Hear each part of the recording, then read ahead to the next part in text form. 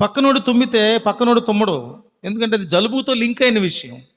కానీ పక్కనోడు ఆవిలిస్తే పక్కనోడికి వచ్చేస్తుంది ఆవిలింత. ఆవిలింతకు అన్నయ్య ఉన్నాడు కానీ తుమ్ముకు తమ్ముళ్ళేడంట. సామెత చిన్నప్పుడు వినేవాడిని నేను. నా తర్వాత అర్థమైంది, అరే నిజమేరా బాబు, ఇది గమనించే ఎవడో సామెతను సృష్టించాడు. అందుకని నిద్రకు ఉన్నటువంటి ప్రమాదం అది. డ్రైవింగ్ చేసేటటువంటి సీటు పక్కన కూర్చునేవాడు మెలకుతో ఉండేవాడిని కూర్చోబెట్టడం కారు మొత్తానికి క్షేమం. లేదంటే అందుకని విమానంలో కూడా ఇద్దరు పైలట్లు ఉంటారు. ఇద్దరు పైలట్లు, ట్రైన్ కూడా ఇద్దరు పైలట్లు ఉంటారు. మూడో వాడిని కూడా పెట్టారు ఇప్పుడు, ఆటోమేటిక్ పైలట్.